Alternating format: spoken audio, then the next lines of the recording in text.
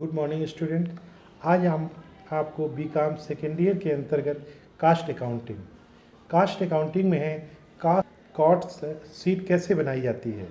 तो उसका सेकंड पहले हमने पिछले वीडियो में मैंने बता चुके हैं कि प्राइम कास्ट कैसे निकाली जाती है और फैक्ट्री ओवरहेड कैसे निकाली जाती है। इस वीडियो में हम बताएंगे ऑफिस एंड एडमिनिस्ट्रेटिव ओवरहेड कैसे निकाला जाएगा, क्योंकि इससे जो संबंधित खर्चे होते हैं वो इससे संबंधित वो शो किया जाता है।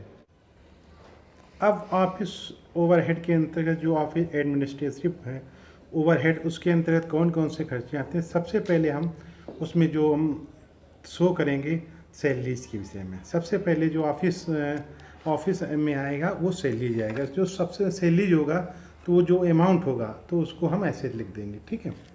दूसरा है इस्टेब्लिशमेंट एक्सपेंसेस। जो इस्टेब्लिशमेंट एक्सपेंसेस जो होगा वो इसमें रखा जाएगा। फिर नेक्स्ट होगा postage and Telegram and telephone expenses. जो हम ऑफिस से संबंधित जो भी हम टेलीफोन का प्रयोग करते हैं या टेलीग्राम का प्रयोग करते हैं, जो भी हम फ़ोन के एक्सपेंसेस जो होंगे उनको हम इसमें ऑफिस ओवरहेड के अंतर्गत दिखाते हैं। नेक्स्ट है लीगल फीस।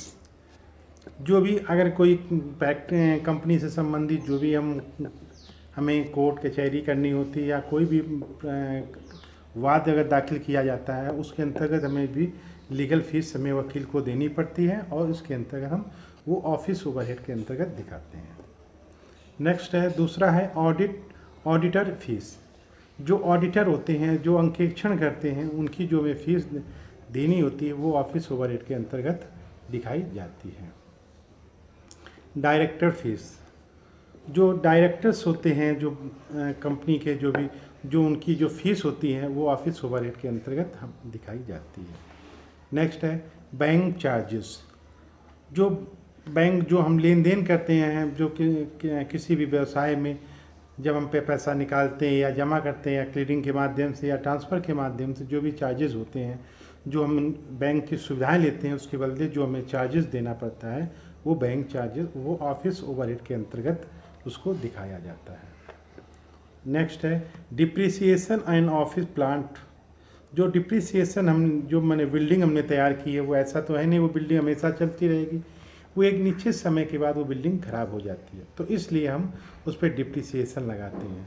तो जो उसका डिप्रिसिएशन जो फैक्ट्री चल रही है, जो उसका डिप्रिसिएशन उसका निकल के आएगा वो भी हम उसको ऑफिस ओवरहेड के अंतर्गत उसको हम दिखाते हैं। तो इस क्या पीरियड निकल के आ जाए, जब कास्ट ऑफ प्रोडक्शन यानी कि जो उत्पादन की लागत है वो हमारी इतनी निकल के आ जाएगी। फिर इसमें ऐड कर देंगे opening stock of finished goods, यानी कि जो हमारे पास माल तैयार हो गया है वो हम कास्ट ऑफ प्रोडक्शन में उसको हम जोड़ देंगे, ठीक है। और फिर उसको माइनस करेंगे closing stock of finished goods. जो हमारे पास क्लोजिंग स्टॉक होगी हम उसको जो हमारे पास ये टोटल आएगा उससे हम जितना होगा उससे हम लेस कर देंगे। लेस करने के बाद जो हमारी क्या कास्ट निकल के आएगी, कास्ट ऑफ गुड सोल्ड। तो इस तरह से आपने देखा कि फैक्ट्री ओवर पहले हम प्राइम कास्ट के विषय में जानकारी हुई। दूसरा हमें फैक्ट्री ओवरहेड के विषय में उसकी कास्ट निकल के आई। तीसरा है जब वो वस्तु बन के ऑफिस में जाती है उससे संबंधित जो भी खर्चे होते हैं वो उसमें ऑफिस के संबंधित जो भी खर्चे होते हैं वो ऑफिस ओवरहेड के अंतर्गत वो सब ऐड कर लिए जाते हैं। तो ऐड करने के बाद उसका क्या निकल के आता है, कास्ट ऑफ गुड्स सोल्ड। तो कास्ट ऑफ जब गुड्स सोल्ड निकल के आ जाता है, लास्ट में होता है एक और होता है डिपार्टमेंट होता है सेलिंग एंड डिस्ट्रीब्यूशन विभाग। इसका विभाग का ये काम होता है जब वस्तु बन के तैयार हो जाती है तो डिस्ट्रीब्यूटर के माध्यम से विभिन्न माध्यम से ये कंपनी के पास सूचना पहुंचती है कि हमें इतनी वस्तु चाहिए, हमें इतनी वस्तु चाहिए। तो जो सेलिंग एंड डिस्ट्रीब्यूशन विभाग होता है वो जहाँ से डिमांड आती है वो जगह जगह उन वस्तुओं को सप्लाई करता है। अब इससे संबंधित जो खर्चे होंगे वो सेलिंग एंड डिस्ट्रीब्यूशन के डिपार्टमेंट के अंतर्गत आते हैं। जैसे एडवर्टाइजमेंट जब हम अब कोई वस्तु बनाई, मान लीजिए कोई हमारा उपभोक्ता है, नया उपभोक्ता, उसको हमारी वस्तु के विषय में जानकारी नहीं है तो हम विज्ञापन के माध्यम से जब वस्तु को विषय में बताते हैं, उसकी अच्छाइयों को बताते हैं, तो हमें क्या एडवर्टाइजमेंट कराना पड़ता है, यानी कि विज्ञापन कराना पड़ता है। जो इसके व्यय होते हैं वो सेलिंग एंड डिस्ट्रीब्यूशन के अंतर्गत आते हैं। नेक्स्ट है बैड डेब्टर्स। जो बैड डेब्टर्स होते हैं वो भी हम सेलिंग एंड डिस्ट्रीब्यूशन के अंतर्गत उनको हम इसमें दिखाते हैं। नेक्स्ट है सेल्स मैनेजर्स, सेली। जो सेल्स मैनेजर होते हैं, जो सप्लाई करते हैं, जो हमारे जो वस्तु बन के तैयार हुई जगह जगह वो सप्लाई करते हैं, जो उनको वेतन देते हैं, वो सेल्स मैनेजर सेली इसमें सेलिंग एंड डिस्ट्रीब्यूशन के अंतर्गत आती है। नेक्स्ट है शॉप रूम एक्सपेंसेस। जब हम बड़े बड़े शहरों में, बड़ी बड़ी जगह या कहीं भी कस्बे में या बड़े शहरों में जब हम शोरूम बना लेते हैं अपनी वस्तु की बिक्री के लिए, जो हमें उन पे खर्चे देने होते हैं शोरूम के, वो सेलिंग एंड डिस्ट्रीब्यूशन के अंतर्गत उनको हम इसमें दिखाते हैं। टेबलर्स कमीशन। जो हमें टेबलर्स कमीशन देना होता है वो हम सेलिंग एंड डिस्ट्रीब्यूशन के अंतर्गत दिखाते हैं। नेक्स्ट है कास्ट ऑफ फ्री सैम्पल्स और गिफ्ट्स ईच, यानी कि जो हमें गिफ्ट जगह जगह देना पड़ता है या उनको, तो वो भी सेलिंग एंड डिस्ट्रीब्यूशन के अंतर्गत उनको हम दिखाते हैं। Collection charges. जब कलेक्शन चार्जेस संग्रह करते हैं, जो इनमें चार्जेस होता है, वो भी हम सेलिंग एंड डिस्ट्रीब्यूशन के अंतर्गत उनको हम इस हेड के अंतर्गत दिखाते हैं। नेक्स्ट है इंटरटेनमेंट ऑफ कस्टमर। जब कोई कस्टमर आता है उनको इंटरटेनमेंट के लिए विभिन्न खर्चे करने पड़ते हैं, उसमें भी जो भी हमें खर्चे करने पड़ते हैं वो सेलिंग एंड डिस्ट्रीब्यूशन के अंतर्गत उनको हम इसमें इस हेड में दिखाते हैं। Branch expenses. अब जो ब्रांच उस माल को बेचने में लगी हुई है, जो उसके एक्सपेंसेस है, वो भी हम सेलिंग एंड डिस्ट्रीब्यूशन के अंतर्गत उनको हम दिखाते हैं। Carried outward. तो इसके संबंधित जो भी खर्चे होते हैं वो सेलिंग एंड डिस्ट्रीब्यूशन के विभाग के अंतर्गत दिखाए जाते हैं। Depreciation of delivery one. जो भी हम माल जो भी लाने ले जाने के लिए जो भी साधन लगे हुए हैं, जो भी हैं, उनका भी जो भी गाड़ी है लगी हुई है, जो उनका डिप्रिसिएशन निकलता है, वो भी हम सेलिंग एंड डिस्ट्रीब्यूशन विभाग के अंतर्गत उसको हम दिखाते हैं। गोदाम कीपर सैलरी। जो गोदाम के जो कीपर लगे हैं, उनकी माल की सुरक्षा करने के लिए लगे हुए गार्ड जो लगे हुए हैं, उनकी भी सैलरी हम सेलिंग एंड डिस्ट्रीब्यूशन के अंतर्गत दिखाते हैं। Packing charges. जो पैकिंग चार्जेस हैं वो भी हम इसी सेलिंग एंड डिस्ट्रीब्यूशन के अंतर्गत दिखाते हैं। Running expenses of delivery expenses.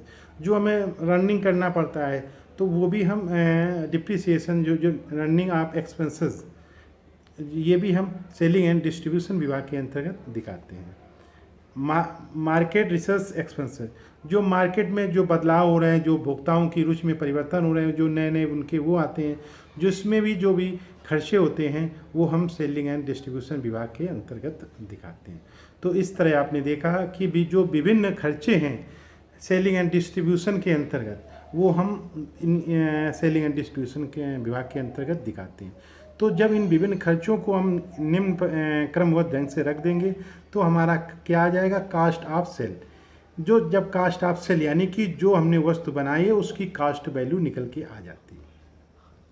अब हमें देखना है कि जब कोई वस्तु फैक्ट्री में प्राइम कास्ट में बनी, फैक्ट्री ओवरहेड में बनी, ऑफिस ओवरहेड में बनी, सेलिंग एंड डिस्ट्रीब्यूशन विभाग के पास वो उसकी कास्ट ऑफ सेल आ जाती है। अब हमें जब कोई कंपनी का मालिक होता है तो ऐसा है नहीं कि वो मूल लागत पे ही बेच देगा, उसको भी कुछ ना कुछ प्रॉफिट चाहिए, तो वो अपना कुछ परसेंटेज प्रॉफिट का रख लेता है, 10%, 15%, 20%, फैक्ट्री मालिक के अनुसार होता है। वो अपना इसमें कास्ट ऑफ सेल में प्रॉफिट जोड़ लेता है। जोड़ने के बाद जो प्राइस आती है वो सेलिंग प्राइस आती है, यानी कि बिक्री मूल्य आती है।